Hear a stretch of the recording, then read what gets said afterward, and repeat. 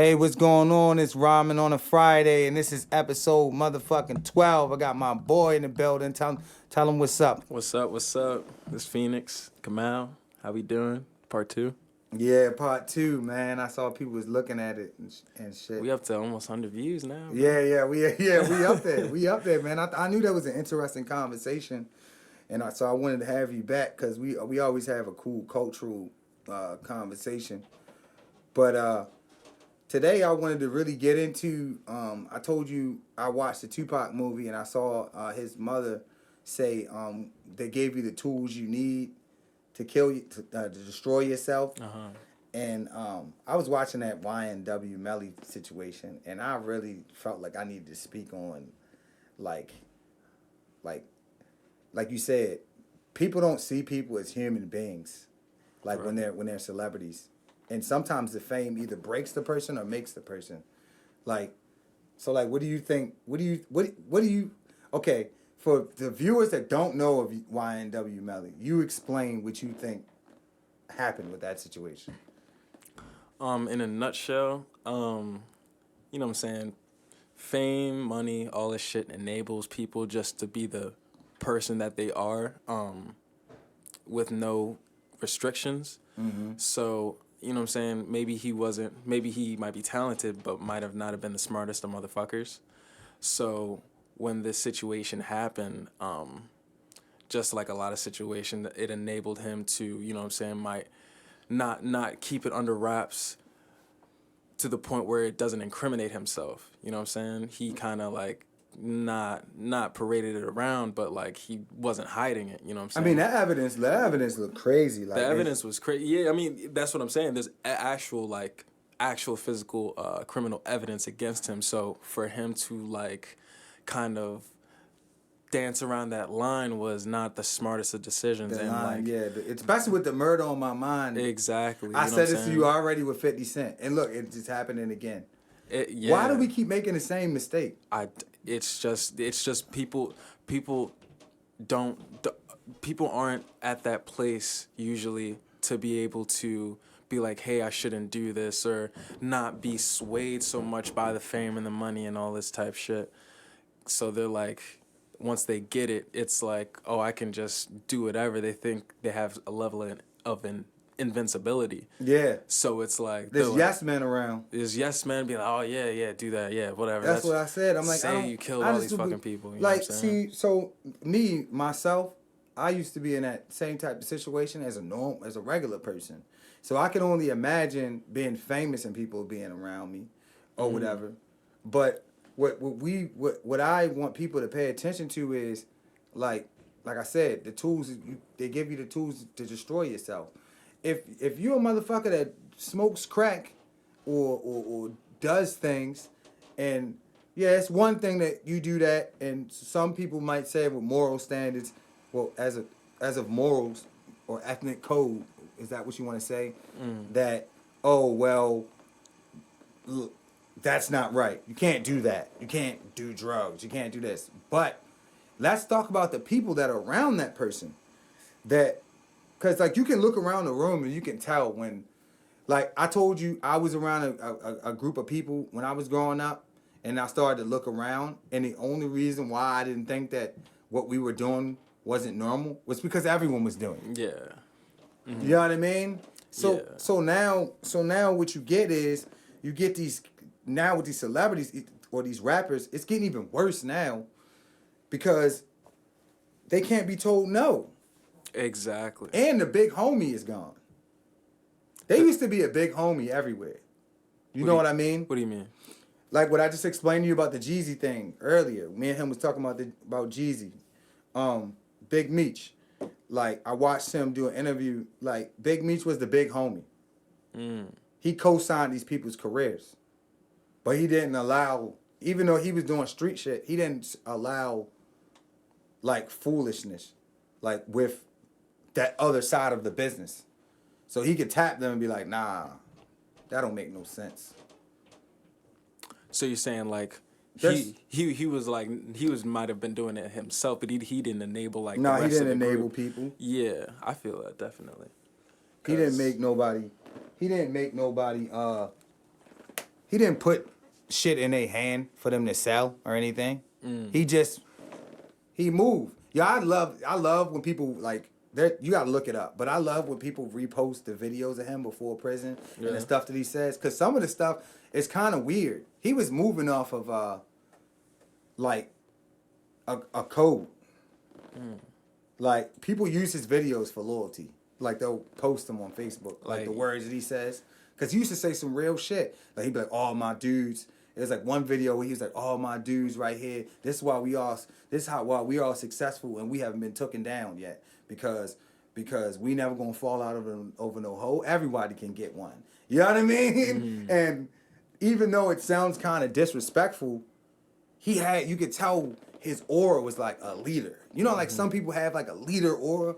He had an aura. Like this man led like a whole organization of like hundreds of people.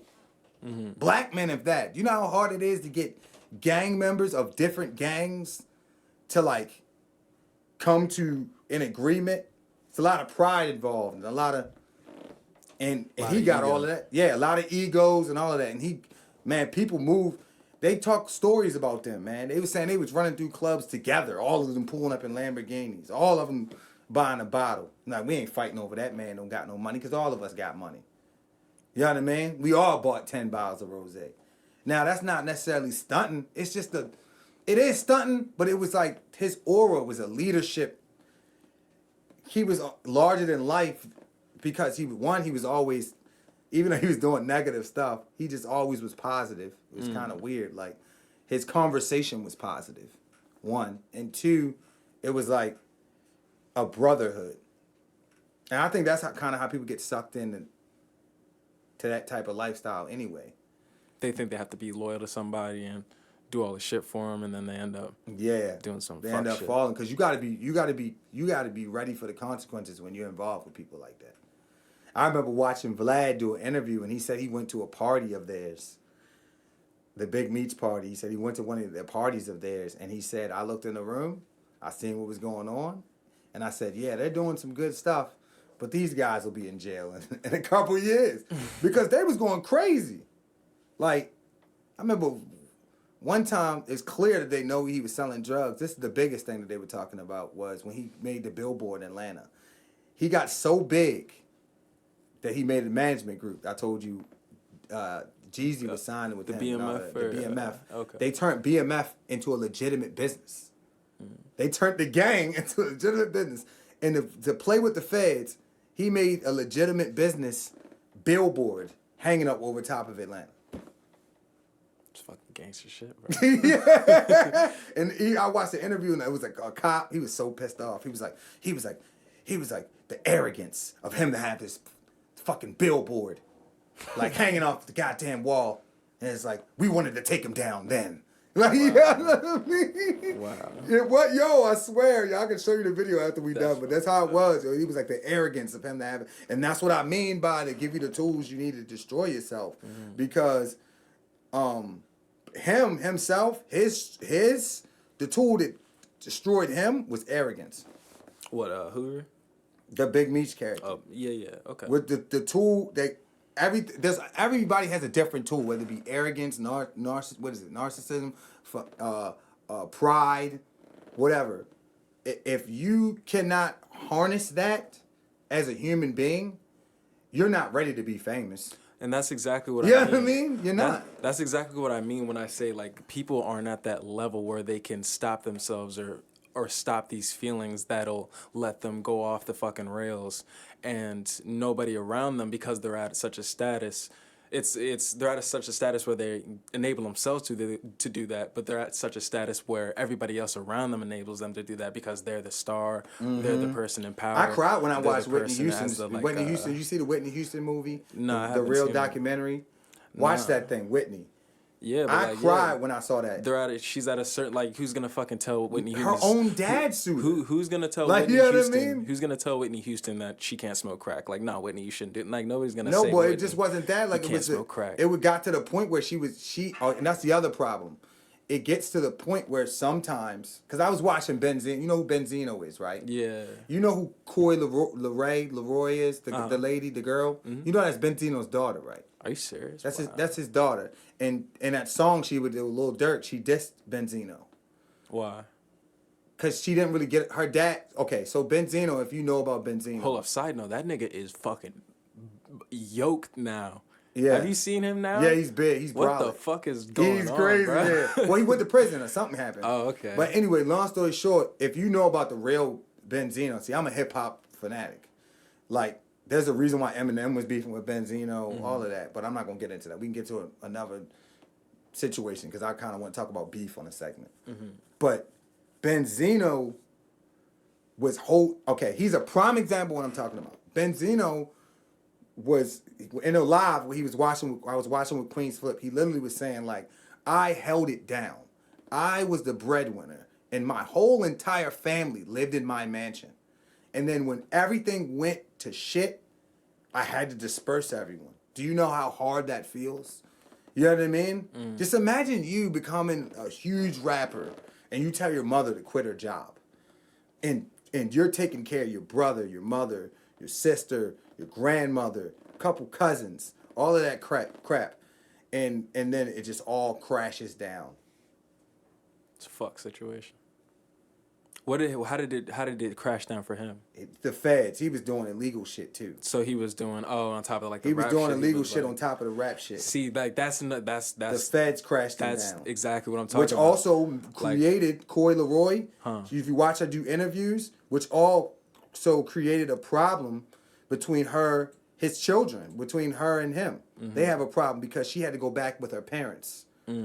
And you can tell there's some unfinished business there where they're beefing. That's exactly what I mean, where it's like these people, like, even though you take, like, you can take a nigga out the hood, but you can't take the hood out the nigga type thing. Where it's like they get all this fame and status and you think, oh, I'm good, I'm established, I can stop. Like, no, like, I can buy more crack and sell more dope on these streets type shit. Well, Hov said, And, like, Hov says, what'd he say? He said, I don't need your petty drug money because I'm over that. Like, because he's beyond. You're not going to catch Hov on a street corner, let's just be real. Right.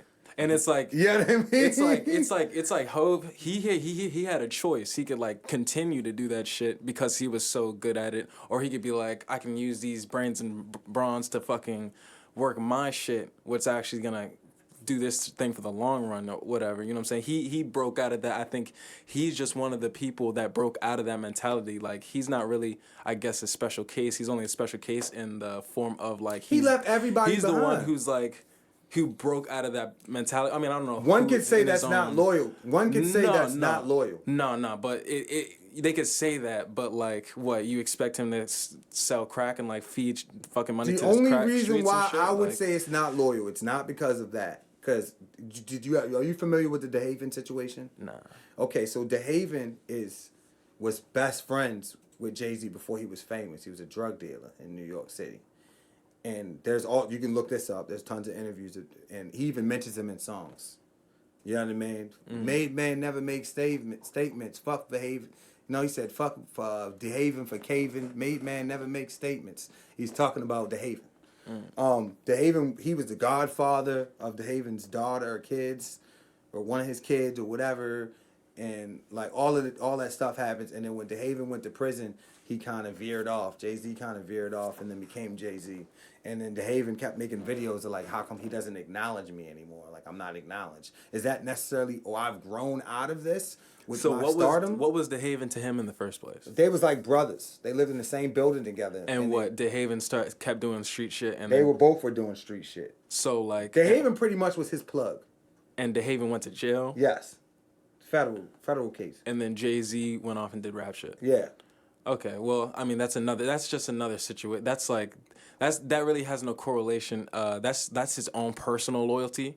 I'm talking to loyalty to the drug game, basically. Oh yeah, no, you know what I'm saying? Course, like, no. Like he, like that, yeah. I mean, that's kind of unloyal. If that was his man's, and he kind of like left him off and just like whatever. I mean, sometimes you never know the situation. Sometimes you just break off from people. But if they were like that and it was that type of situation where like Jay-Z really just ducked him because nigga went to jail and I'm doing and this that goes shit, with what you said. That goes with what you said. You said earlier. You said what the fuck did you say? Oh, they human beings. You said that we don't understand that those people are human beings, because you could tell that shit bothered Hove, because they have this page on Instagram called Blanco Sencha, and it shows like old pictures of like rap stars that used to be hustlers on the street and stuff like that, and there's like tons of pictures in the captions about like Hove and disrespecting the Haven, and you could tell he took it personal because in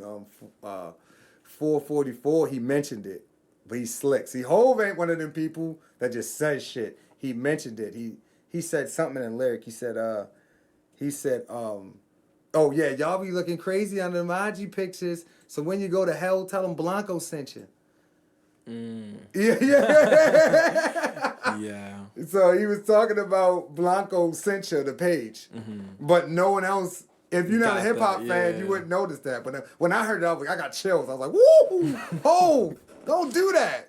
Like, you know what I mean? Because he was disrespectful. Yeah, that was disrespectful. But you could tell he took it personally. So this whole time, Jay's been taking shots at the Haven or whatever. No, the Haven was taking shots at Jay when he came home from prison. The Haven, okay, all right. So this whole time, so the Haven came home from prison, was taking shots at Jay. Jay didn't say anything. Jay didn't say anything. Then he finally made that song, ignorant shit. Okay. It was, see, this beef runs deep. He made a song called Ignorant Shit where he kind of mentioned like the Haven being a snitch, like calling the Haven a snitch. So then the Haven kind of got fueled and kept doing more and more shit. That's what I was saying. And like, then, you don't know what happens behind closed doors. It might have been bigger than just like he went to jail and Jay went to do some rap shit. Like, you never know. It's something deep, because I watched him do an interview on Vlad and I was like, damn, like this a deep ass beef. Like these dudes, they really was friends. Like you could tell by looking on the Haven's face that like they were actually friends. You know, you could tell when you have a conversation with somebody like, what happened to yo? Like if you ever had a close friend like me, you ever had a close friend that you hung around all the time and then you guys fell out and it's just like no one sees you guys together anymore and people are always like, they connect you with that person. Yeah. They're like, where's that nigga at? And I think that's what it was with them. And if you notice the pattern with Jay-Z, and I don't want to get too deep into Jay-Z, but when you notice the pattern with Jay-Z, it's the same thing. He did it with Dame Dash. Same situation. Dame Dash was making certain types of moves. Yeah, it was cool to look at Dame Dash curse out execs. We kind of needed that in hip-hop. Because we needed someone to stand up for our own. If we wouldn't have had someone like Dame Dash, then we wouldn't have had these artists of your era and your age talking about owning their own masters. Because Dame Dash went into Def Jam. There's videos of Dame Dash going into Def Jam and screaming at Lior and all these people because he's like, no, this is Rockefeller. Def Jam is just a partnership. Y'all just run around our concerts handing out Def Jam shirts. You know what I mean? So, and then Hov realized that he was cursing out all of these execs, and he was like, yeah. It's getting toxic. Yeah, I mean, you know what I mean? It's getting toxic. Then you gotta look at like intention. I mean, Dame Dash at that point, right? Like, you know what I'm saying?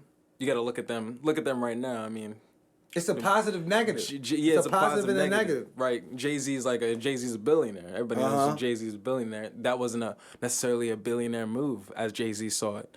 You know what I'm saying? Dame Dash saw it as something else, like whatever. Now when we talk about with fame, that's what was wrong with Dame.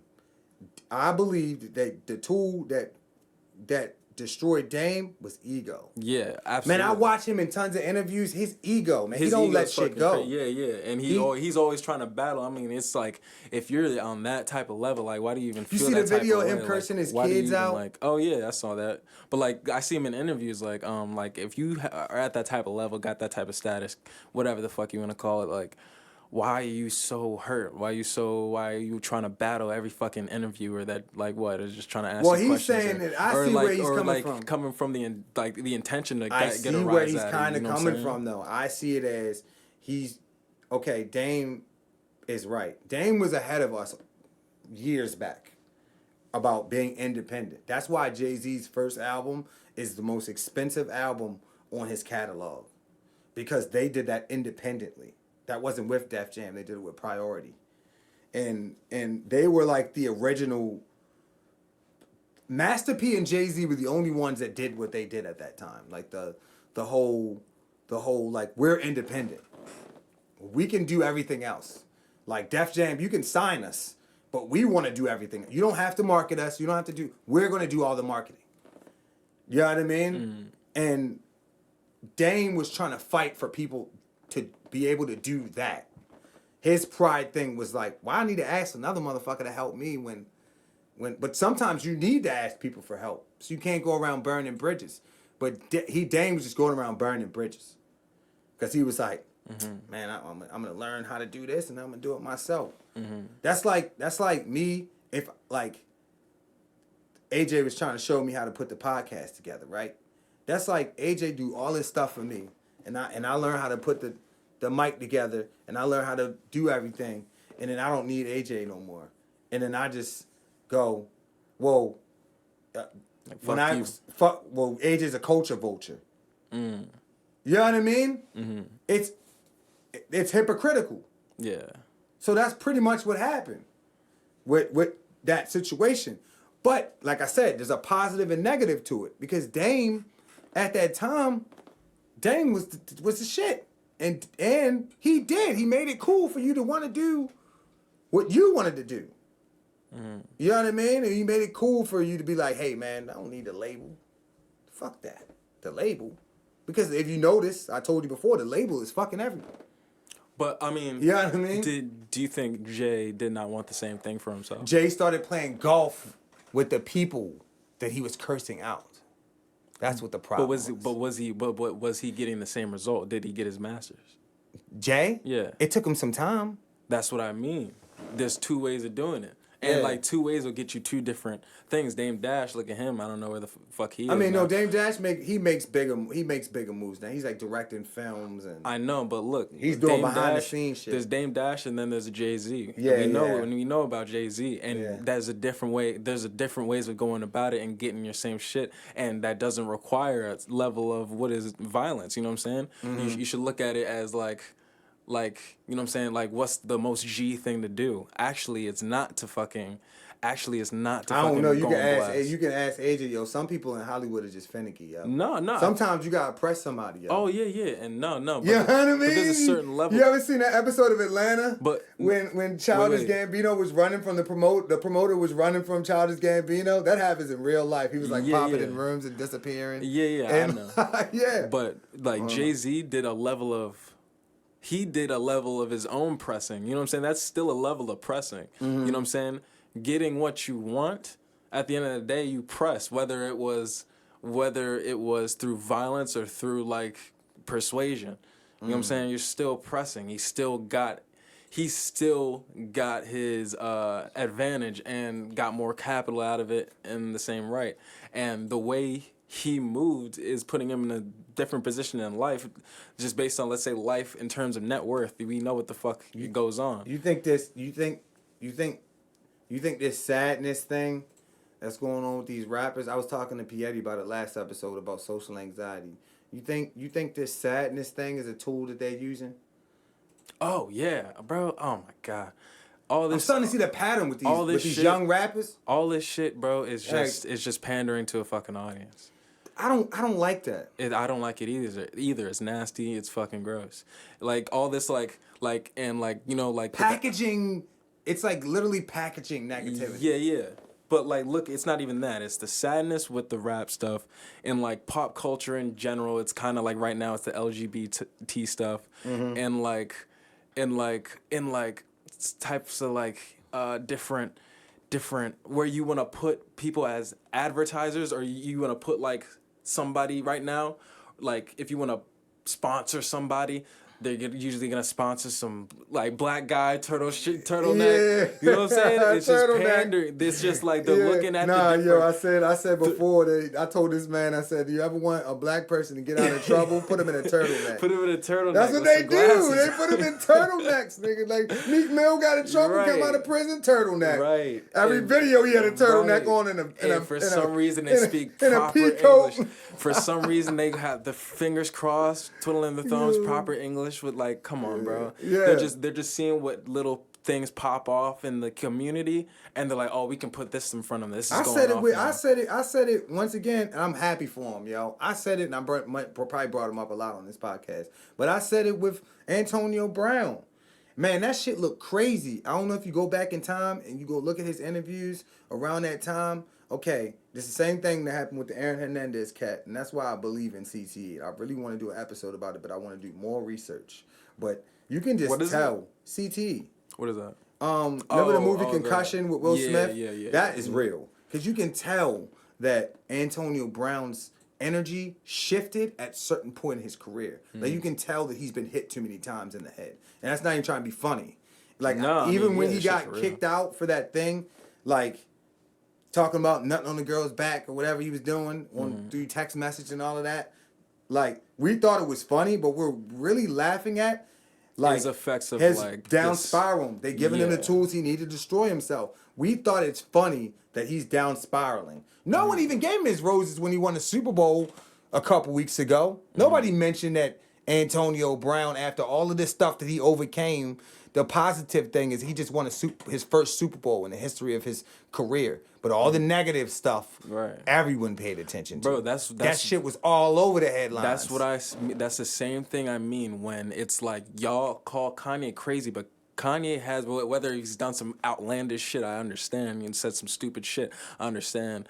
But, bro, you're calling somebody crazy who actually has bipolar disorder. Like, who needs a therapist, and, like, if you had it, you would go to a therapist, and you would feel, if somebody called you crazy, I had an old boss that used to get so mad, and this is why I can't stand about people that don't, like, that try to make you relate. Like they make the thing about themselves.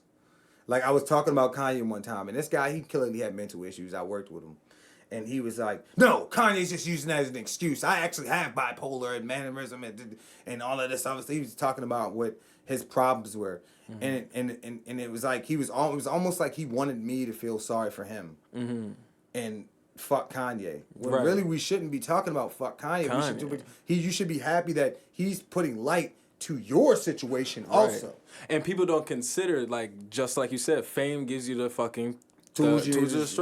Like, bro, you don't have... They baited him into that TMZ What if you had all conversation? this fame and all this influence and all this money, and with everybody enabling, basically, your condition... They bait him into this shit. They bait him into this shit, They're bro. like, Kanye, what do you think about the president? Knowing good and well we should not be listening to Kanye West about any politics. Any conversation. The man doesn't even know where he is half the time. And we're asking him about who he think he should be the president. Then you've convinced this bipolar psychopath to run for president. Literally. And don't get me wrong, I was making jokes. I was like, shit, I'll vote for Kanye. I'll vote for Kanye. Yeah, no, don't do that. No. But I was saying, like, you're right. I can't stand when people do that. They make this. Did you see what's going on? They put people on a pedestal, and then once they slip up in some little way, they fucking break them. They swipe them off the pedestal. Mm. They're doing it with. Did you hear about the Lakeith Stanfield thing? They doing it with that. Oh yeah, what happened with that? I barely saw anything about that. And we're gonna wrap it up soon. Him and Charlamagne been going back and forth about basically, like you said, the tools. Basically, like what I was talking about. Basically, Charlamagne said, Lakeith Stanfield basically said that the outlets that are black, like the Breakfast Club, are only picking and choosing what negative things to report on or put out. Mm-hmm. And instead of doing that, they should be more uplifting. Mm-hmm. And then Charlamagne gave him the donkey of the day for saying it, and he was like, "We're the most diverse. I've had therapists on this show. I've had all these. We're the most diverse." So one time I have a therapist, and then the next day he said, no one can get conscious and ratchet at the same time. He said that Breakfast Club, that's what we do. Yeah, but bro, look at Charlamagne, bro. That nigga is disrespectful, bro. You see the type of shit he be saying to people, bro. Like, come on now. Like he has a chance. He'll bring on Cardi B, where it's like we know who Cardi B is, right? Is a very sexual woman. You know what I'm saying? He had Dr. Oz on the show one time. But listen. This is what I'm saying. I'm saying Cardi B. You bring Cardi B on the show, right? And she's a very sexual. She sexualizes herself. You know what I'm saying? She's a very sexual person, and then there's nothing wrong with that. You know what I'm saying? Yeah. But you have the power to be like, hey, like, we know you're a person with depth, and you have, you know what I'm saying, you feel certain ways, and you got to this position not by just shaking your ass, so what's up? But he'll come on and he'd say, oh, I like your titties today, or some shit. Yeah, you know? Like Charlamagne, bro, like, that's not, he thinks like, bro, it's like, it's a way you go about it, because you can bring anybody on. Well, his is also arrogance. His tool is arrogance too. Yeah, he's definitely his arrogance kind of. And I'm sorry, Charlamagne, I fuck with you, but his ignorance is his ignorance and and like it could be ego too. Like I see it in him. Like he just says whatever he wants, and it makes good views because he says whatever he wants. But there's no integrity involved. Mm-hmm.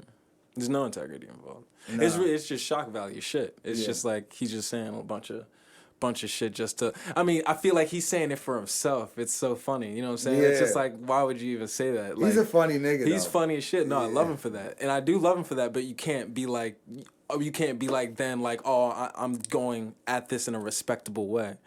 You know, it doesn't really make sense. You know what I'm saying? It doesn't make any sense. You're like when you're on the Breakfast Club, the most depth you get is what, like him saying some wild shit. And then like, when's your album coming out? Yeah. You don't really, like, with anybody, you don't really get to that point of depth where it's like, yeah, like, wow, that was a really respectable interview. They asked really fucking groundbreaking questions, whatever. But we gonna get into another one. Shit, man. I'm happy to have you again, man. Thank you so much for having me, man. This is Ramen on a Friday, episode 12. And people, don't forget to like, comment, and subscribe. Give it to you, Kamau. Yo, this is Pheonix. You can follow me at Sensei Pheonix. I got songs, Apple Music, SoundCloud, Spotify, Pheonix, Pheonix. Thank you so much for having me. We out.